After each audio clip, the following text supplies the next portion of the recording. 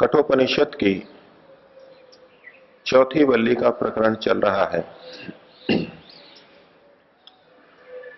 यमाचार्य द्वारा नचिकेता को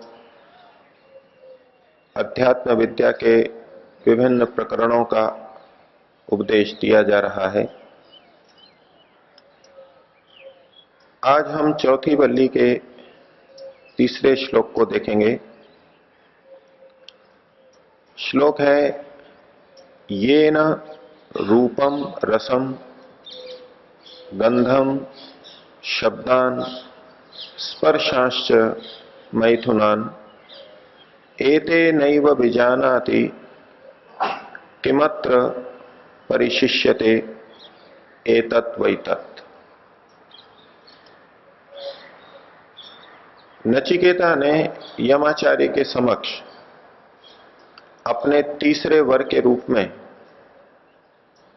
आत्मा को जानने की इच्छा व्यक्त की थी।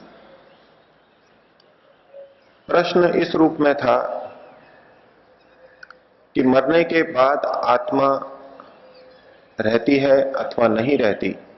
कुछ लोग मानते हैं कि आत्मा रहती है और कुछ लोग मानते हैं कि आत्मा नहीं रहती। इस विषय में मुझे बोध कराइए। इस श्लोक में आत्मा के अस्तित्व को यमाचार्य समझा रहे हैं। मृत्यु के बाद आत्मा रहती है या नहीं, ये एक आगे का प्रश्न होगा। लेकिन अनेक व्यक्ति इस प्रश्न के अंदर रहते हैं कि आत्मा है भी अथवा नहीं। इतने समस्त प्राणियों को देखते हुए, उनकी विविध क्रियाओं को देखते हुए भी मन में ये प्रश्न उठ खड़ा होता है कि जिस शरीर को, जिन इंद्रियों को हम देख रहे हैं, उससे अतिरिक्त किसी चेतन तत्व की इस शरीर में विद्यमानता है अथवा नहीं, जो कि इस शरीर को चला रहा है। इस विषय में अध्यात्म शास्त्र तो एक मत से ये निर्णय देते हैं कि इस शरीर को चलाने वाला अंदर बैठा हुआ एक अणु स्वरूप आत्मा है। लेकिन जब वो विज्ञान की तरफ जाता है, विज्ञान की वर्तमान में उपलब्ध पुस्तकों को देखता है,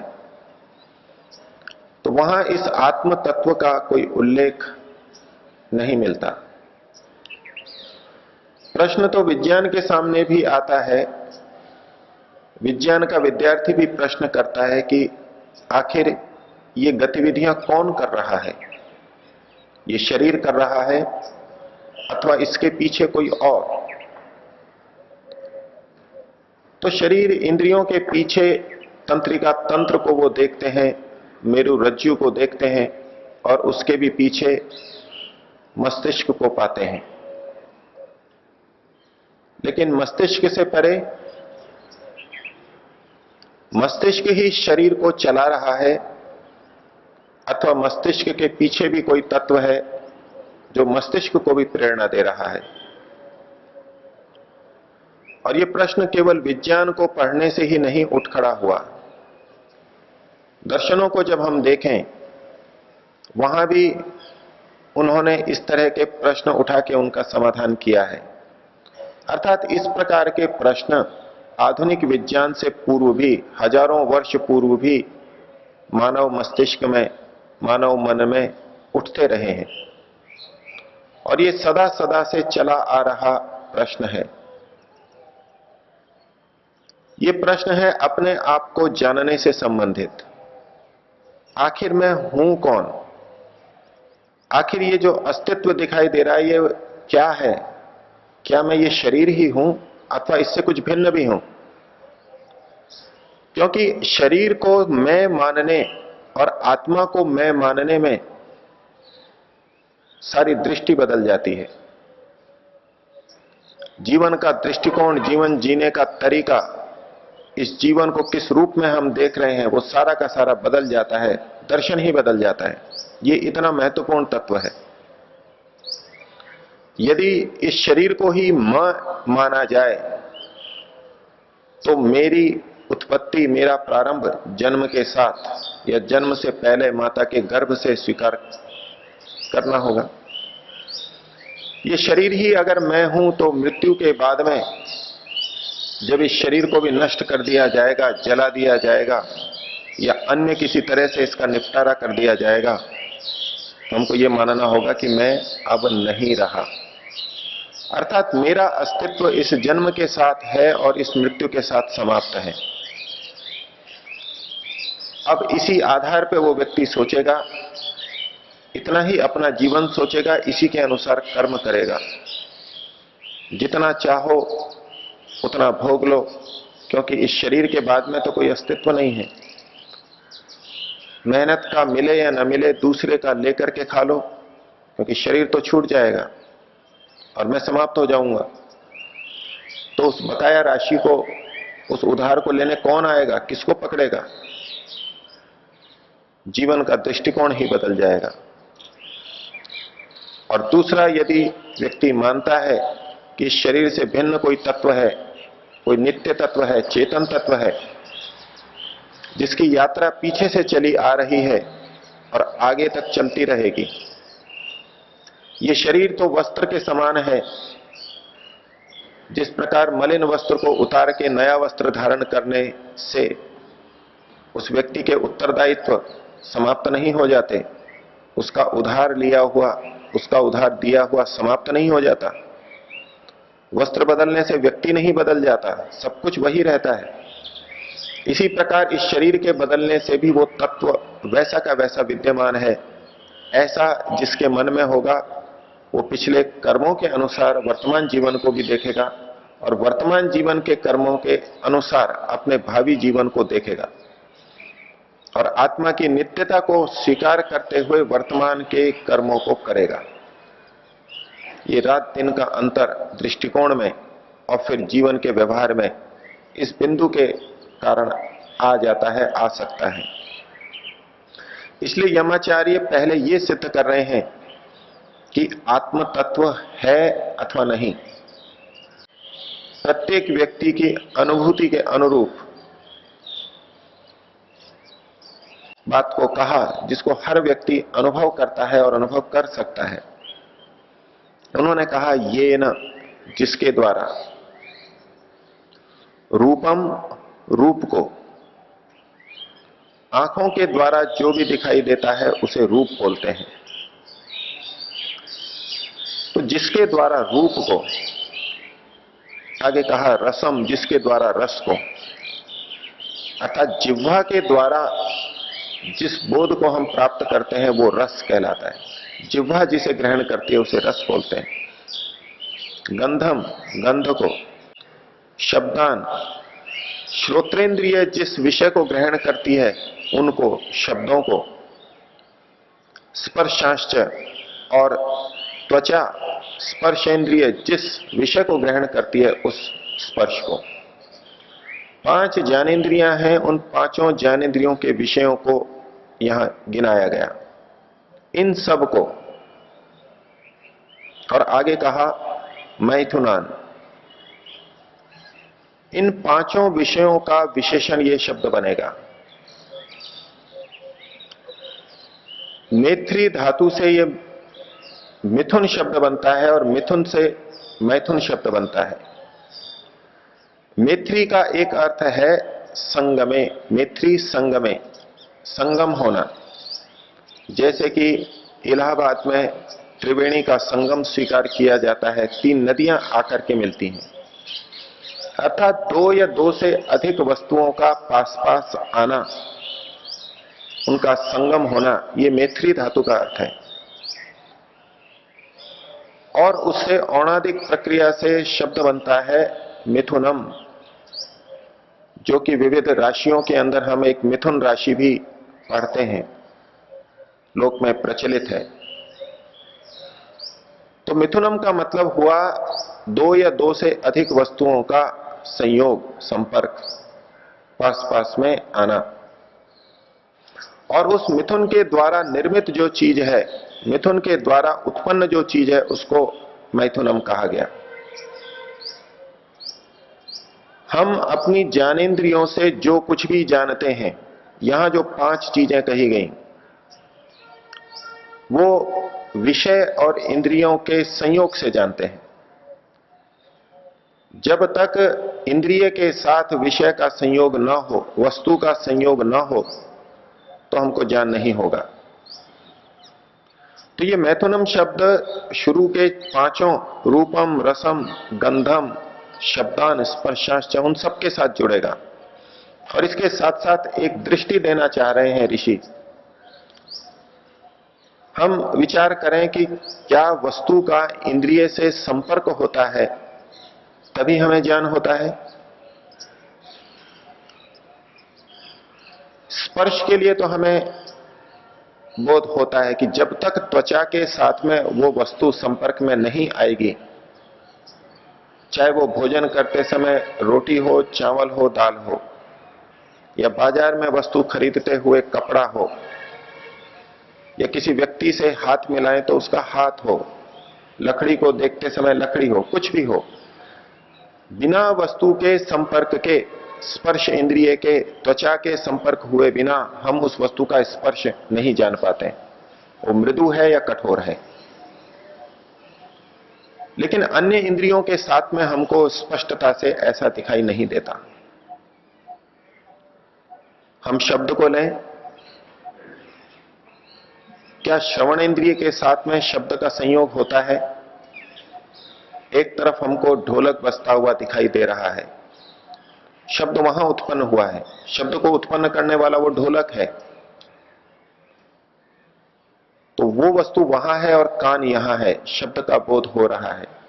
स्थूल रूप से देखें तो प्रतीत होगा विषय दूर है और श्रवण इंद्रिय दूर है।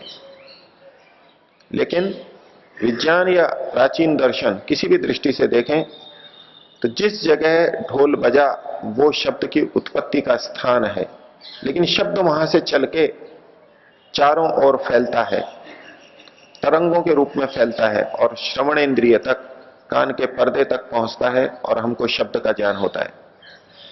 अर्थात यहां भी श्रवणेंद्रिय के साथ में शब्द का संयोग हुआ। मिथुन के द्वारा, संयोग के द्वारा उत्पन्न ये शब्द का बोध है। स्पर्श का बोध भी मिथुन के द्वारा उत्पन्न है, संयोग के, संगम के द्वारा उत्पन्न हुआ बोध है। गंध को लें तो उद्यान के अंदर गुलाब का पुष्प दूर है और हम दूर हैं। स्थूल दृष्टि से देखें तो दूर के पुष्प का, गुलाब का बोध, उसकी गंध का बोध यहां हो रहा है। हमारी नाक यहां है, पुष्प वहां है, लेकिन उसमें भी अगर हम थोड़ा भी विचार करें तो बोध होगा कि उस गुलाब में स्थित सुगंध के कण वायु के माध्यम से हमारे नाक तक पहुंचे और इससे हमारे को गंध का बोध हुआ। यह भी मिथुन के द्वारा निर्मित बोध है। और रस का बोध हमको स्पष्ट होता है। वस्तु जब तक हमारी जीभ के ऊपर ना आए हमको गंध, रस का बोध नहीं होता, उसका ज्ञान नहीं होता। और इन चारों का भी समझ लें तो रूप का समझना बड़ा कठिन होता है। जिस वस्तु को हम देख रहे हैं वो दूर है, नेत्र हमारे यहां है, वस्तु तो वहां से चल के यहां नहीं आ रही, लेकिन ऋषि कह रहे हैं ये रूप का ज्ञान भी मैथुन जन्य है, मिथुन जन्य है, संयोग जन्य है। प्रकाश उस वस्तु से टकराता है और वहां से कुछ किरणें प्रत्यावर्तित होकर हमारे नेत्र तक पहुंचती हैं। ये प्रकाश ही हमारे नेत्र में पहुंचता है और हमको वस्तु का बोध होता है। वस्तु का सीधा नेत्र से संपर्क नहीं हुआ, लेकिन उस वस्तु का ज्ञान प्रकाश के माध्यम से हमारे तक पहुंचा है, और प्रकाश अग्नि है, अग्नि का ही गुण रूप होता है। तो रूप का बोध भी विषय और इंद्रिय के संपर्क से हुआ।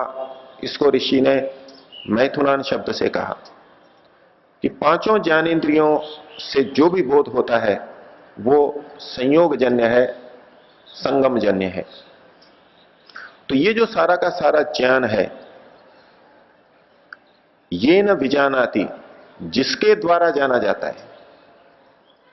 दिन रात हम देखें, सुबह उठने से लेकर रात्रि तक इन पांच ज्ञानेंद्रियों से सतत कुछ न कुछ हर क्षण हम जानते रहते हैं, कुछ न कुछ जानते रहते हैं। कितना अधिक ज्ञान प्रति क्षण हम लेते हैं, ये इतना अनुभव गम्य है, इतना हमारे निकट है, इतना हमारे व्यवहार में ओतप्रोत है। तो ये ज्ञान ये न विजानाति, जिसके द्वारा जाना जाता है।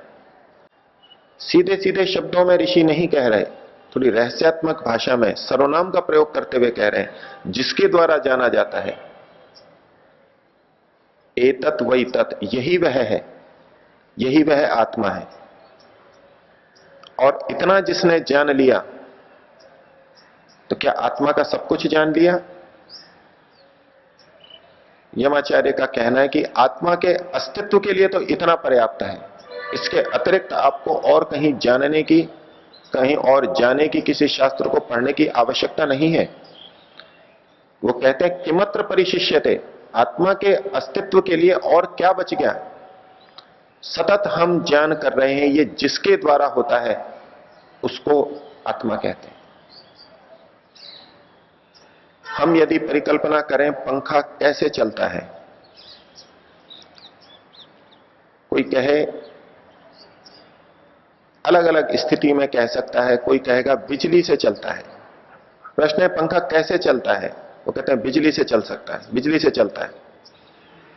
कोई परिस्थिति है, कमरे में कोई आया, उसको पता नहीं है ये चलाऊं कैसे इसको, तो उसको क्या कहेंगे? इस बटन से चलता है। पंखा कैसे चलता है? बटन से चलता है, बटन को दबाने से चलता है। ये भी एक परिस्थिति में उत्तर है। दूसरे को और सब कुछ पता है, ये पंखा चलता कैसे है? बाहर से तो पंखुड़ियां दिखाई दे रही हैं, तो कहेगा ये पंखा अंदर की मोटर से चलता है। पंखा कैसे चलता है, इसका एक उत्तर यह भी हो सकता है मोटर से चलता है। फिर उसके मन में प्रश्न है कि भाई डंडा तो स्थिर रहता है, पंखा चलता कैसे है, घूमता कैसे है? अगर ये घूम रहा है तो ऊपर का डंडा भी घूमना चाहिए। तो पंखा चलता कैसे है? उनका बेरिंग से चलता है। अलग अलग उत्तर हो सकते हैं। यहां भी जिसके द्वारा हम जानते हैं उसे आत्मा कहते हैं। तो जानते तो हम विषयों के द्वारा भी हैं, विषय नहीं हो तो हम नहीं जान सकते। जानते तो हम इंद्रियों के द्वारा भी हैं, बिना इंद्रियों के हम नहीं जान सकते। जानते तो हम मन के माध्यम से हैं, यदि मन ना हो तो भी हम नहीं जान सकते। और जानते तो हम आत्मा के द्वारा भी हैं, आत्मा नहीं हो तो भी हम नहीं जान सकते। तो जिससे हम जानते हैं, इसके लिए कई उत्तर हो सकते हैं। तो बाकी सब उत्तरों को हटाने के लिए इन्होंने मैथुनान शब्द प्रयोग किया कि ये जो संयोगजन्य चीजें हैं, इनके होते हुए जिससे हम जानते हैं। विषय का इंद्रिय के साथ संयोग है, संगम है। इंद्रिय का मन के साथ संयोग है और मन का बुद्धि के साथ संयोग है।